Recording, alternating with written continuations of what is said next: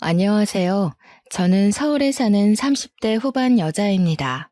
저는 2년여간의 결혼 생활을 끝내고 지금은 엄마로 커리어 우먼으로 행복한 나날을 보내고 있어요. 하지만 이렇게 되기까지 시행착오와 고충이 많았답니다. 제 짧은 결혼 생활을 들려드리는 것이 어떤 분들에게는 도움이 될 수 있을까 해서 이렇게 사연을 보내게 되었습니다. 요즘 젊은 사람들은 결혼 생각이 없다고들 하죠. 저도 그랬어요. 결혼 자체에 부정적이라기보다 결혼보다 일로서 자아 실현을 하고 싶은 마음이 컸죠. 한국은 OECD 국가 중 여성 임원 비율이 가장 낮다고 하잖아요. 저는 그냥 회사원으로 제 커리어를 끝내고 싶은 생각이 없었어요. 저는 대학생 때부터 회사에 들어가면 높은 자리로 올라가고 싶다는 야망을 품었습니다. 물론 현실은 녹록지 않았죠. 제 꿈이었던 광고업계에 들어갔지만 박봉인데다 매일매일 살인적인 스케줄로 다크서클만 늘어갔어요. 한 달에 야근하는 날이 15일 이상이었으니 말 다 했죠. 이래저래 치이다 보니 짧은 연애만 반복하다 30이 훌쩍 넘어 있었습니다. 저에게 다가오는 남자들은 저처럼 일 좋아하고 야망이 있는 남자들이었어요.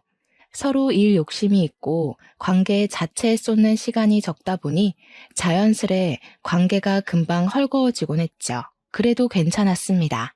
저한테는 목표가 있었으니까요. 그런데 30 중반이 되어가다 보니 친구들이 아기 낳은 것을 보니 조금 부럽긴 했어요. 저는 결혼할 생각은 없었어도 아기는 무척 좋아했거든요. 아기 옷만 보면 마음이 몽글몽글해져서 친구들의 아이에게 줄 옷이며 신발을 사곤 했습니다. 그렇게 이모 노릇을 톡톡히 하던 어느 날 소개팅 제안을 받게 되었어요. 제가 아이를 예뻐하는 걸 본 친구가 그러지 말고 괜찮은 남자가 있으니 한번 만나보라고 한 거였죠. 그렇게 못 이기는 척 만나본 남자는 지금까지 만났던 남자들과 달랐어요. 성격이 온화하고 차분하며 무슨 일에든 큰 욕심이 없는 무난한 사람이었죠. 전에는 그런 사람에게 매력을 느끼지 못했지만 저도 나이가 차고 혼자 있는 것에 지치다 보니 그의 편안함이 매력으로 느껴졌어요. 게다가 그는 제가 하는 일을 늘 응원해 줬습니다. 그렇게 저는 사귄 지 1년도 안 되어 그 남자와 결혼을 약속하게 됐습니다. 저도 아이를 갖고 싶은 마음이 있었기에 결혼을 할 거라면 미룰 필요가 없다고 생각했죠. 저희 집도 어려운 형편은 아니었지만 남편 집도 여유가 있는 편이어서 30평짜리 집을 해주었어요. 요즘 시대에 빚 없이 집 사서 결혼하는 사람은 얼마 없다면서 주변에서 다들 부러워했죠. 처음에는 행복했습니다. 서로 동갑내기다 보니 뭘 해도 소꿉장난하는 것처럼 재미있게 할 수 있었어요. 하지만 시간이 갈수록 가사 분담 문제가 제 골치를 아프게 했습니다. 막내 아들로 귀하게 자란 남편은 집에서 손가락도 까딱 안 하는 걸 당연하게 여기며 살아온 사람이었죠. 그래도 결혼했으니 자기도 집안일을 하겠다고 말했지만 완전 수박 겉핥기 하듯 했습니다. 직장인들은 주말이면 청소며 빨래며 구석구석 할 일이 많잖아요. 하다못해 냉장고 정리도 해야 하고요. 그런데 남편은 집안일을 할 때 자기가 먼저 나서거나 주도적으로 하는 법이 절대 없었습니다. 말하기 전까지는 아무것도 안 하다가 보다 못한 제가 이것 좀 하라고 시키면 그것만 하고 소파로 가서 드러눕기 일쑤였죠. 오늘 우리 빨래도 해야 하고 화장실 청소도 해야 돼. 싱크대랑 가스레인지도 더러우니까 닦아야 하고. 오늘은 누워있지만 말고 좀 적극적으로 해봐. 집안일은 도와주는 게 아니고 같이 하는 거라고 말했잖아. 아니, 하라는 대로 다 했는데 왜 자꾸 뭐라 그러는 거야? 우리 엄마는 나더러 주말에는 쉬라고 그랬는데. 가만 보면 자기는 일 중독이야. 주말에는 쉬어야지. 주중에도 일하고 주말에도 일하면 도대체 언제 쉬어? 나는 혼자 쉬는 시간이 필요한 사람이라고. 나 좀 내버려둬. 사람이 둘이라 집안일은 2배인데 남편은 10분의 1 목밖에 일을 하지 않았어요. 잔소리하며 일 시키는 게 사람 피곤하게만 하는 일일까봐 웬만하면 그냥 내가 하고 말지 하고 몇 번 넘어갔던 게 남편의 무책임한 태도를 더욱 굳히는 일이 되고 말았습니다. 남편에게 주말은 청소기나 한번 돌리고 하루 종일 게임을 하거나 유튜브를 보는 날일 뿐이었어요. 그러면서도 집안 행사가 있을 때면 자기가 집에서 얼마나 일을 많이 하는지 아느냐고 생색을 내곤 했습니다. 엄마 아빠는 내가 우리 집에서 얼마나 일을 많이 하는지 모를걸? 우리 지아 힘들까봐 무거운 것도 다 들어주지. 청소기 돌리는 건 이제 내 담당이야. 나는 완전 청소기랑 한 몸이라니까. 나 집에서는 집안일 한 번도 안 해봐서 세탁기 돌릴 줄도 모르고 설거지도 할 줄 몰랐잖아. 이제는 설거지 박사라니까.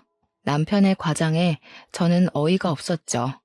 아무리 좋게 봐줘도 남편이 가사에 참여하는 건 절반도 채 안 됐거든요. 남자들에게는 집은 청소를 안 해도 깨끗하게 유지되고 음식을 먹고 나면 뒤처리는 요정이 와서 해주는 걸로 아는 게 아닐까요? 남편은 집안일이라는 게 밖에 나갔다 오면 저절로 되어 있는 걸로 착각하는 것 같았습니다. 남편이 그렇게 집안일을 많이 한다면서 과장을 할 때마다 시어머니의 따가운 눈초리를 느껴야 했습니다. 감히 네가 내 귀한 아들에게 일을 시켜? 라는 기색이 역력했죠. 그렇게 귀한 아들을 집안에서 아무것도 안 하는 사람으로 키워 저를 고생시킨다는 것도 모르고 말이죠. 당신이 무슨 집안일을 그렇게 많이 한다고 시부모님 앞에서 그렇게 생색을 내? 누가 보면 우리 집 일 당신이 다 하는 줄 알겠어. 설거지도 10번이면 내가 7번 하는데 그게 어떻게 당신이 다 하는 거야? 자기야말로 뭐 그런 걸 가지고 따지고 그래. 그냥 하는 말이잖아. 그럼 내가 집에 와서 쉬지도 못하고 집안일 하는데 엄마 아빠한테 그런 말도 못해? 당신이야말로 너무하는 거 아니야? 꼭 그렇게 사사건건 시비를 걸어야 해? 남편은 좀처럼 말귀를 못 알아들었어요. 그야 자기 딴에는 그 정도가 집안일을 엄청 많이 하는 거니까요. 아내는 엄마와 달리 자기에게 일이나 시키는 마녀라도 되는 것처럼 여기고 자기 생각을 바꾸려 하지 않더군요. 슬슬 결혼을 잘못한 건가 하는 생각이 들기 시작했습니다. 그래도 그때는 결혼 초기이기도 하고 최악의 상황까지 생각하지는 않았죠. 그러다 결혼한 지 얼마 안 되어서 시아버지가 쓰러졌습니다. 평소에 늘 소화가 안 된다고 하시더니 대장암 3기 판정을 받게 된 거였어요. 상태가 좋지 않았던 시아버지는 수술받고 항암 치료를 받는 기간 내내 입원해 있었습니다. 식사도 잘 못하시고 거동도 불편하셔서 화장실을 가야 할 때마다 누군가 옆에서 도와드려야 했지요. 남편의 2살 많은 누나가 시아버지 병원과 가까운 곳에 살아서 어머니 대신 병원을 지키는 일이 많았어요. 형님 부부는 병원에서 15분 거리에서 둘이 함께 가게를 운영하고 있었습니다. 아무래도 형님이 병원에 갈 일이 많다 보니 아주버님이 혼자서 가게를 운영해야 하는 일이 자꾸 생겼죠. 2사람은 고민 끝에 가게에 아르바이트생을 두기로 했죠. 시어머니는 저희가 형님 부부에게 금전적인 부분이라도 도움을 주기를 바랐습니다. 하지만 이미 병원비의 절반 이상을 저희 부부가 대고 있는 상황이었고 형님 부부를 도와드리고 싶어도 여유가 없는 상황이었어요. 며느리가 돼가지고 시아버지가 아프다는데 와보지도 않고 너무하는 거 아니니? 나랑 우리 미연이한테 다 맡겨놓고 코빼기도 안 비친다는 게 말이 돼? 우리가 영훈이를 어떻게 키웠는데 너희들한테 이렇게 냉대를 당할 줄은 몰랐다. 솔직히 이해가 잘 안 됐습니다. 남편은 본인의 직장이 시아버지 병원이랑 가까운데도 일주일에 한 번 들를까 말까인데 남편에게는 아무 말도 안 하고 저한테만 뭐라고 하셨으니까요. 어머니, 죄송해요. 저는 회사가 너무 반대 방향이라서 가보기가 어려운데 그래도 영훈 씨 회사가 병원에서 가까우니까 형님이 힘드신 날에는 영훈 씨라도 가서 도와드리라고 할게요. 뭐? 영훈이더러 간병을 하라고 한단 말이니? 너 정말 너무하는구나. 집까지 사주면서 결혼시켜줬더니 영훈이한테 집안일을 다 시키는 것도 모자라서 이제는 간병까지 시키겠다는 거냐? 너는 네 일을 남편이랑 신우한테 다 떠넘기면 마음이 편하니? 어머니, 잠시만요. 말은 바로 하셔야죠. 제가 형님이나 영훈 씨한테 제 할 일을 떠넘긴 건 아니죠. 아버님 간병이 저 혼자만의 일이 아니잖아요. 엄밀히 말하면 두 사람은 자식이고 저는 며느리인데 왜 저한테 책임이 다 있는 것처럼 말하세요? 그리고 저는 영훈 씨한테 집안일 다 시킨 적 없어요. 오히려 집안일 분배가 제대로 안 돼서 더 힘들다고요. 뭐야? 집안일 분배가 제대로 안 돼? 하여튼 요즘 애들 생각하는 거하고는 무섭다 무서워. 너는 그럼 집안일을 남편이랑 5대5로 자로재듯 딱 나눠서 해야 속이 시원하다는 거니? 여자가 돼가지고. 그리고 네 친아빠가 아니니까 시아버지 돌볼 책임이 아예 없다는 거야 뭐야? 어떻게 교육받으면 그런 말이 나와? 아이고 어머니 그런 말이 아니잖아요. 어찌 됐든 일이든 뭐든 분배가 제대로 되어야 서로 만족할 수 있죠. 한 사람이 일방적으로 일하거나 경제적인 부담을 지면 당연히 불만이 생길 수밖에 없어요. 저도 제가 이런 말을 하게 될 줄 몰랐어요. 그런데 결혼하고 보니까 어머니 말대로 자로 재듯 나눠야 할지도 모른다는 생각이 드네요. 아이고, 맹랑하기 짝이 없구나.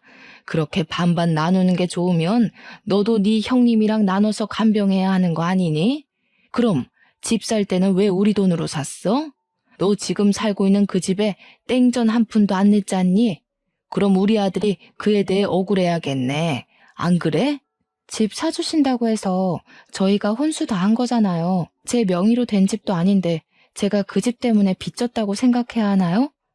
저도 아버님 아프신 거 마음 아프게 생각해요. 하지만 현실적으로 일도 늦게 끝나고 병원도 회사에서 2시간 거리인데 어떡해요. 제가 하려던 말은 형님이 간병하는 걸 마치 제 일을 대신하는 것처럼 말씀하실 필요는 없다는 거예요. 미안한 마음이 있다가도 없어질 판이었죠.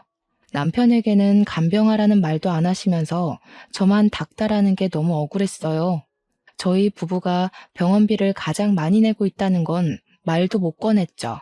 그것까지 말했다가는 아픈 시아버지 두고 계산기나 두드리는 못된 요즘 것으로 못이 박혀버릴 것 같았어요.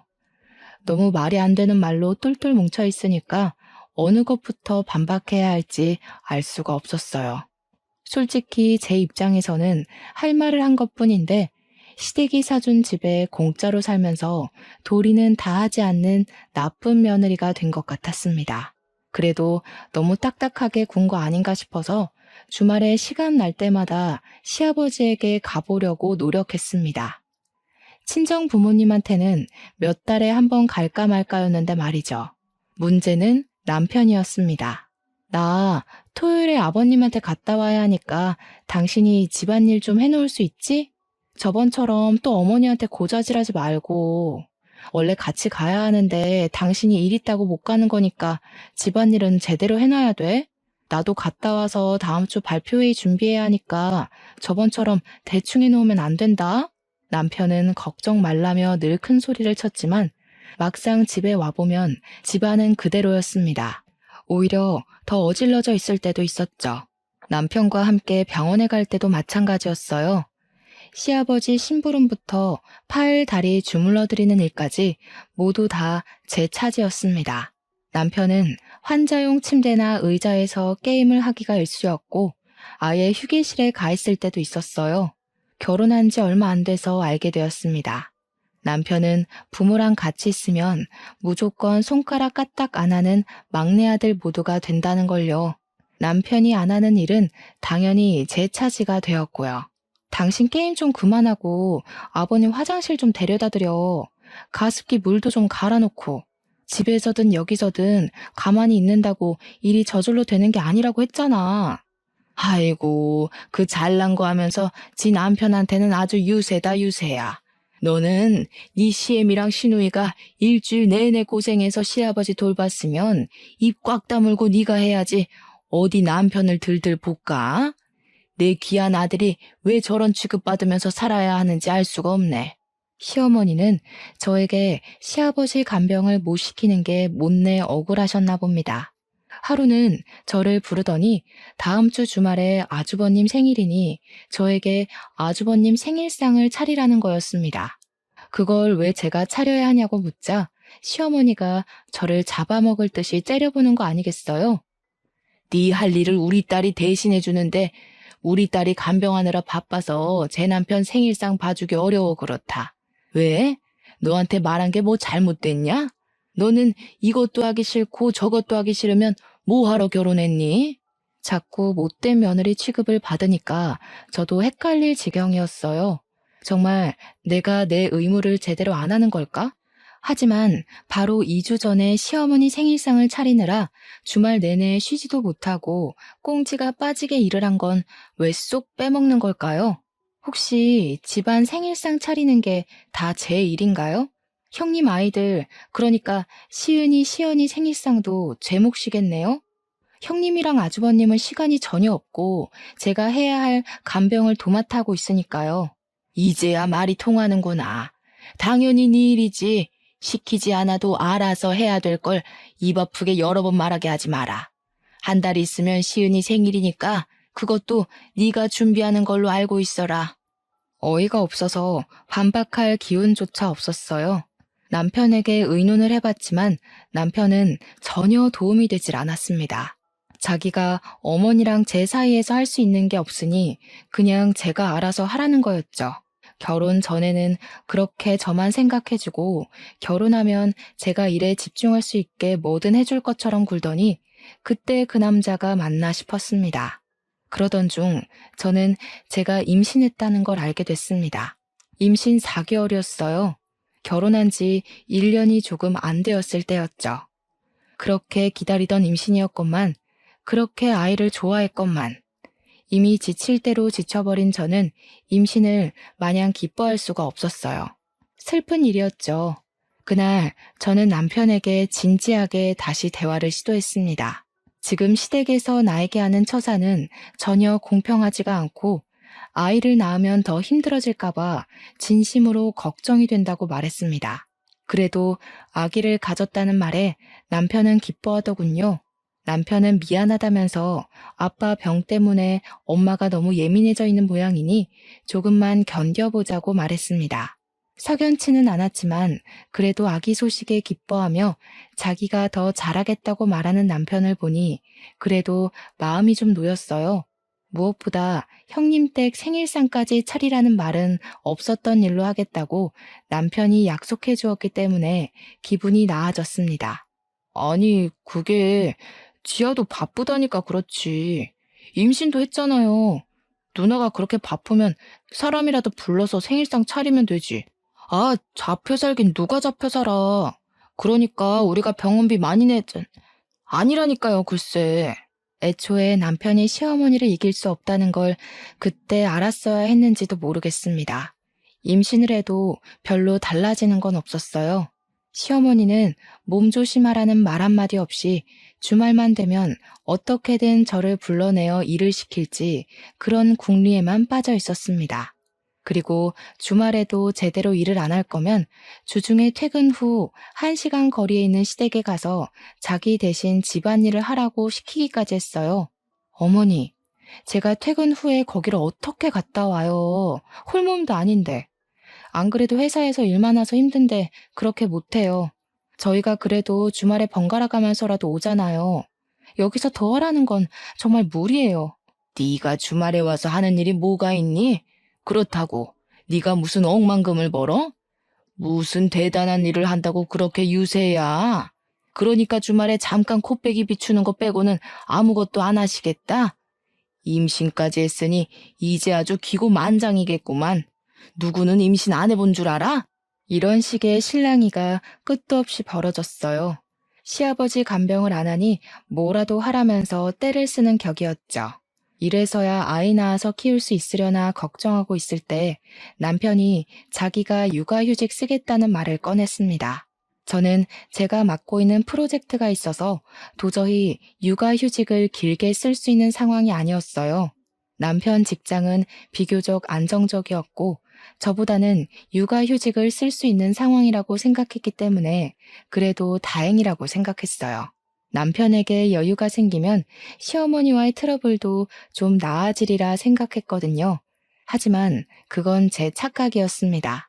결혼 전 남편은 육아휴직 쓰는 게 자기 꿈이라고 노래를 불렀죠. 그런데 남편이 엉뚱한 소리를 꺼내는 게 아니겠어요? 지아야, 나 말이야. 지금 이 회사에서는 아무래도 비전이 없는 것 같아. 이대로 가다가는 나만 뒤떨어질 것 같은데. 아무래도 나 따로 자격증을 준비하는 게 맞는 것 같아. 그래서 말인데, 공인중개사 자격을 딸까 하는데, 마침 육아휴직도 받을 수 있고.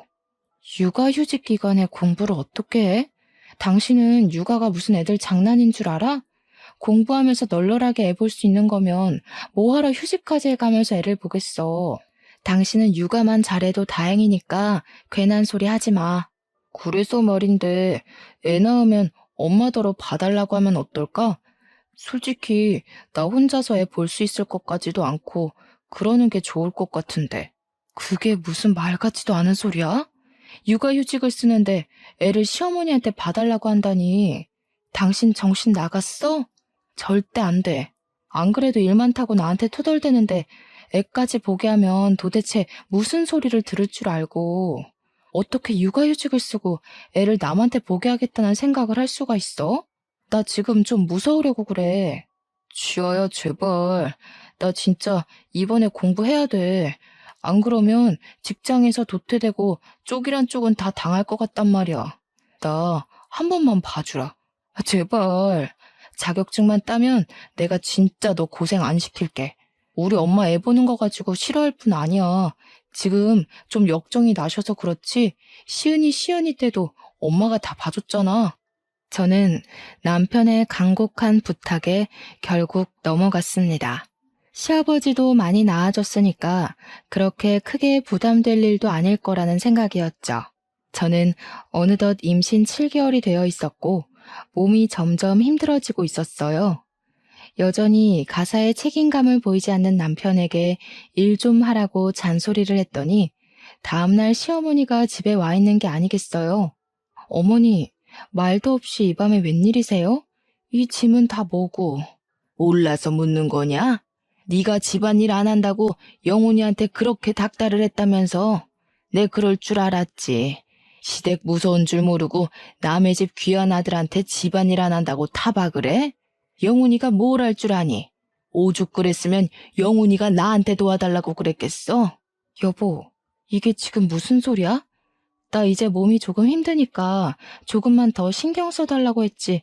내가 무슨 바가지를 긁어. 그리고 그렇다고 어머니를 불러들이는 게 어디 있어? 우리 집 일은 우리끼리 해결해야지. 왜 자꾸 어머니를 끌어들여? 아니, 그게 아니고 내가 불러들였다기보다는 그냥 얘기하다 보니까 말한 것뿐이야. 근데 어차피 자기 애 낳으면 엄마한테 봐달라고 부탁드릴 생각이었잖아. 내가 지금 감당이 안 돼서 그러니까 조금 일찍 봐달라고. 문제될 거 없잖아, 응? 이게 무슨 날벼락인가요? 시어머니한테 아이를 맡기더라도 아이 낳으면 직장 가 있는 동안 잠깐만 봐달라고 할 생각이었지. 아이 낳기도 전부터 우리 집에 와 계시게 할 생각일 줄 누가 알았겠어요? 당신, 정말 이게 맞는 선택이야? 지금 이 상황에서 꼭 공부를 다시 해야 해? 애 하나 키우는 게 얼마나 큰일인데 하필이면 이때 내가 어머니 때문에 힘들어하는 거 알면서 어떻게 이래? 이건 나더러 애 키우면서 시집살이까지 하라는 소리밖에 안 되잖아. 자기는 무슨 말을 그렇게 해? 내가 지금 놔주자고 하는 일이야? 이렇게 해서 내가 잘 돼야 아기도 잘 키울 거 아니야. 앞날도 깜깜하고 애도 태어나는데. 그럼 내가 어떻게 가만히 있어? 엄마가 와서 도와주시면 좀 어때서? 엄마가 남이야? 아빠 간병 들 때도 너희 아빠니 뭐니 그러더니 꼭 그렇게 편을 갈라야 해? 이렇게까지 이해심 없는 여자인 줄 몰랐어. 방귀 낀 놈이 성낸다더니 자기가 역정을 내는 게 아니겠어요? 남편은 저에게 따지고 있지 시어머니는 팔짱을 끼고 저를 째려보지. 저는 말 그대로 수세에 몰렸습니다. 앞날이 캄캄했습니다. 결국 그날부터 제 눈물겨운 시집살이가 시작됐죠.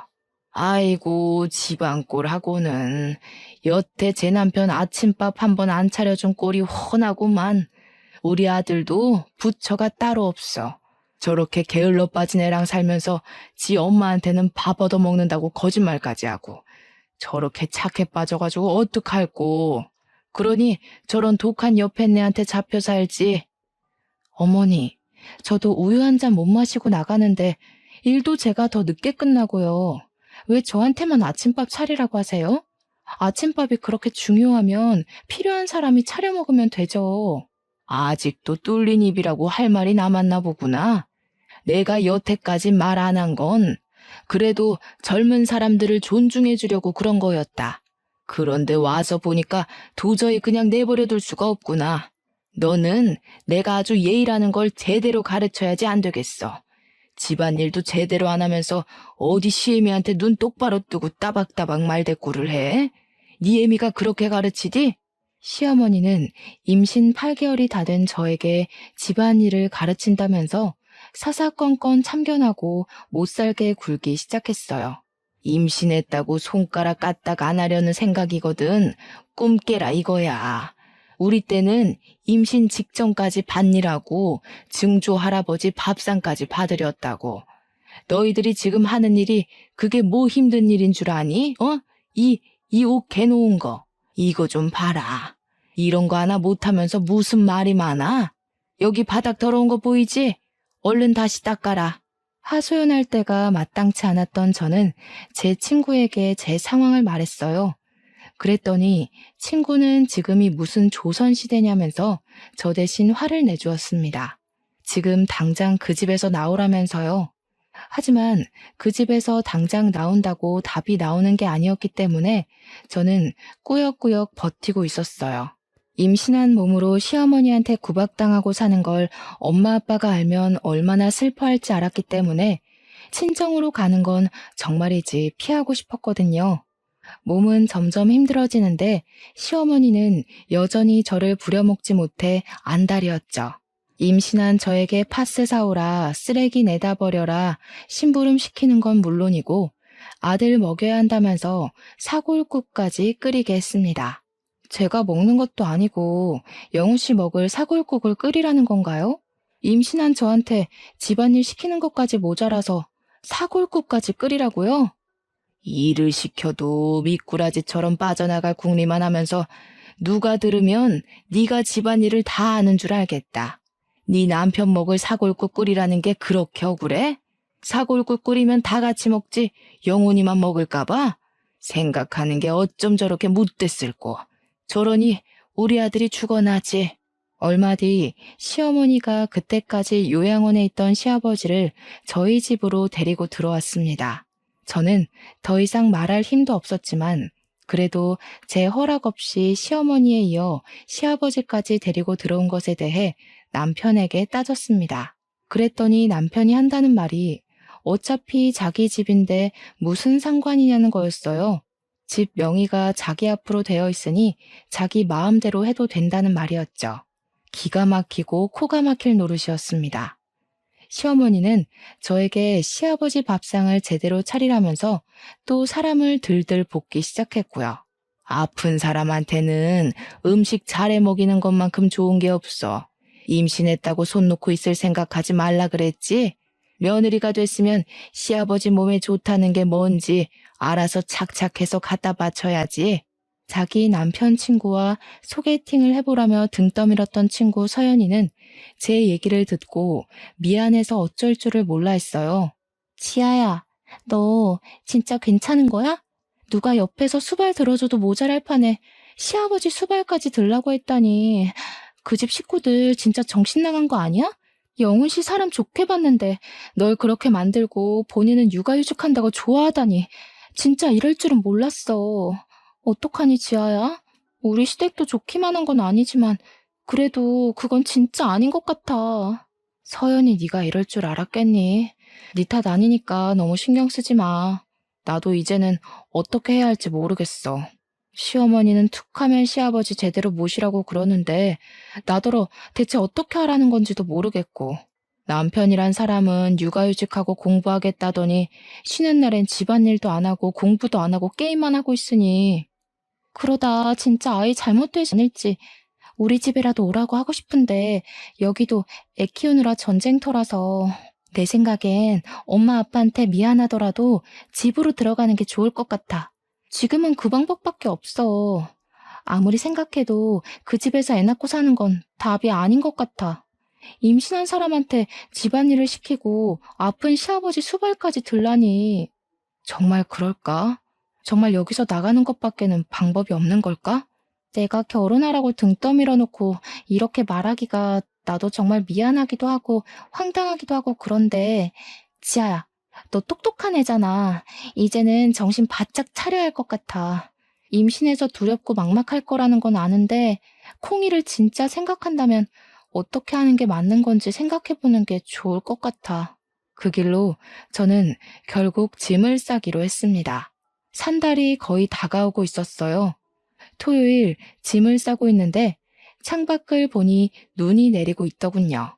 남편은 친구 만나러 나갔고 시어머니와 시아버지는 병원에 가는 날이었어요. 그날이 기회라고 생각했습니다. 친구들이 임신 축하한다며 사다 준 아기용품들을 어떻게 해야 하나 쳐다보다가 그냥 두고 가기로 했습니다. 그때 초인종이 울렸어요. 친구 서연이가 눈을 맞으며 서 있었습니다. 저는 깜짝 놀라서 말을 못하고 있었는데 서연이는 시간이 별로 없다면서 제 손에 뭔가를 쥐어주지 뭐예요. 손을 펴보니 그건 손가락만한 작은 토끼 인형이었습니다. 그거 녹음기야. 휴대폰에 달아놔. 인형을 꾹 누르면 녹음이 시작되니까 지금부터 시어머니가 뭐라고 그러면 일단 인형부터 눌러.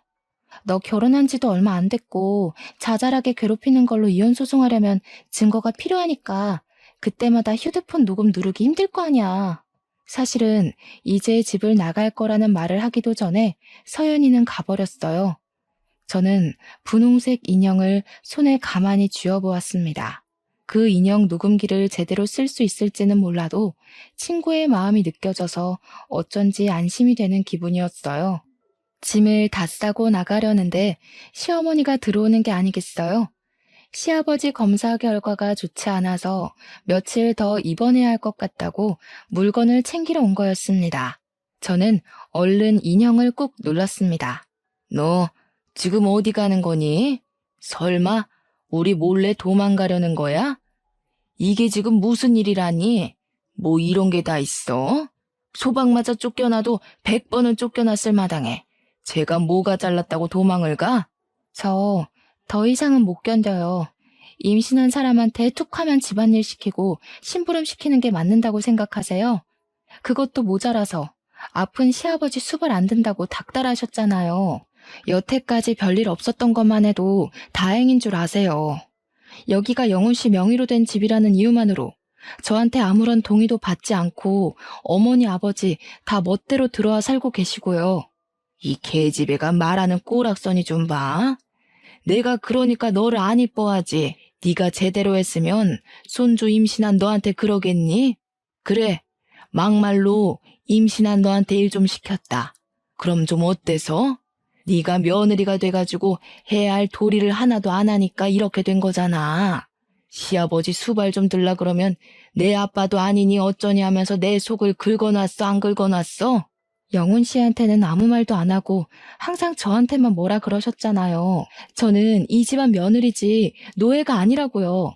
그렇게 일할 사람이 필요하면 며느리 말고 가사도우미, 간병인을 고용하세요. 저는 남편 대신 집안일하고 시아버지 수발 들고 시누이 가족 생일상까지 차리는 노예가 아니에요. 뭐야? 이 싹 수 없는 년이 뭐가 어쩌고 어째? 시어머니가 제 뺨을 때렸습니다. 임신한 사람을 괴롭히는 것도 모자라서 때리기까지 하세요? 왜? 맞으니까 억울하냐? 임신한 몸으로 일하는 게 억울해? 우리 때는 네가 당한 거에 10배도 더했어. 그거 일 좀 했다고 집으로 쪼르르 가버리면 네 부모가 퍽이나 좋아하겠다. 하긴 너를 그따위로 키워놓은 작자들이니 그 인간들도 뻔하지. 어디 네 잘난 주둥이에 네 부모도 넘어가나 보자. 시댁 허락받고 아기 낳을 때까지 친정에 있기로 했다는 제 말에 엄마는 별말 없이 저를 맞아줬습니다. 아빠는 제가 왔다는 소식을 듣고 커다란 멜론을 사들고 헐레벌떡 돌아오셨고요. 오랜만에 엄마가 해준 따뜻한 밥을 먹고 아빠의 사랑을 받으며 편안함을 맛봤죠. 두 분은 얼굴이 왜 이렇게 까칠하냐고 걱정하시면서도 캐묻지는 않으셨어요. 엄마 아빠와 따뜻한 시간을 보낸 뒤 저는 혼자 아빠 서재로 들어갔습니다. 인형의 등에 있는 지퍼를 내려보니 USB 형태의 녹음기가 나왔어요. 인형을 누르면 겉에 있는 버튼이 눌려서 녹음이 되는 거였죠. USB를 컴퓨터에 꽂고 아까 그 집에서 나오기 전에 녹음했던 녹음본을 눌렀습니다.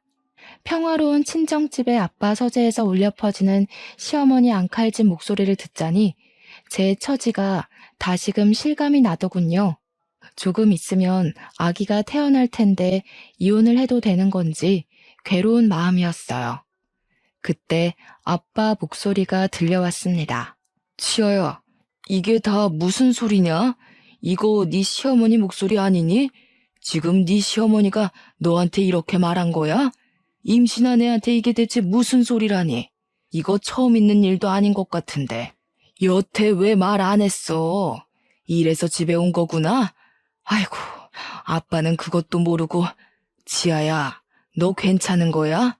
아빠, 이게 그러니까 나는 괜찮은데, 나는 정말 괜찮은데 콩이 때문에 어떻게 해야 할지 모르겠어요. 그 집에서 내가 콩이 낳고 잘 살 수 있을지 이럴 줄 모르고 결혼했나 싶고 콩이한테 너무 미안해요. 엄마 아빠한테 이런 모습 보이게 된 것도 죄송하고 제가 원하던 삶은 이런 게 아니었는데 그냥 열심히 산 것뿐인데. 지아야, 울지 마. 너 잘못한 거 하나도 없어. 울기는 왜 울어? 사람이 실수를 할 수도 있는 거지. 그렇다고 곧 애 낳을 사람이 그렇게 속을 썩이면 어떡해? 엄마 아빠한테 얼른 말하고 도움을 받았어야지.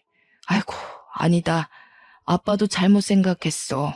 나는 네가 워낙 야무지니까 시댁에서도 어련히 알아서 잘하리라고 안심하고 있었지 뭐야. 아빠, 실망시켜드려서 죄송해요. 잘 사는 모습 보여드리고 싶었는데 예쁜 손주 낳아서 행복하게 해드리고 싶었는데. 이 녀석아, 우리는 네가 있는 것만으로도 행복해. 네가 네 꿈을 향해 열심히 나아가는 게 얼마나 자랑스러웠다고. 이혼 그거 까짓 거 별거 아니야. 아빠 친구 세용이 알지? 걔 딸이 이혼 전문 변호사인데 들어보니까 별별 더러운 꼴이 다 있더라고. 이혼을 쉽게 하는 건 아니지만 아니다 싶으면 빨리 하는 것도 답이야. 아빠가 잘 알아봐 줄 테니까 걱정하지 말고. 아빠 얘기를 들은 엄마는 자고 있는 저한테 와서 한참을 머리를 쓰다듬으셨어요. 저는 잠에서 깼지만 눈물이 나는 게 들킬까봐 가만히 있었죠. 엄마도 저도 조용히 울었습니다. 콩이는 무사히 세상에 나왔습니다. 시어머니의 핍박이 없는 곳에서 마음이 편하게 산후조리까지 했고요. 산후조리가 끝날 무렵 이혼 전문 변호사라는 아빠 친구의 딸을 만났습니다. 제 친구 서연이도 제 아이를 안고 찾아왔어요. 전 토끼 인형 녹음기가 큰 도움이 됐고 앞으로도 도움이 될 거라고 서연이에게 말해줬죠. 서연이는 제 손을 꼭 잡아줬습니다. 그리고 저는 남편과 시부모까지 기다리고 있는 집으로 돌아갔습니다. 마음은 전쟁터에 나가는 장군의 심정이나 마찬가지였어요. 저에겐 든든한 지원군이 있었고 지켜야 할 아이도 있었죠. 제가 들어가자 시어머니는 호통부터 쳤습니다. 저는 토끼 인형을 꼭 쥐고 있었죠.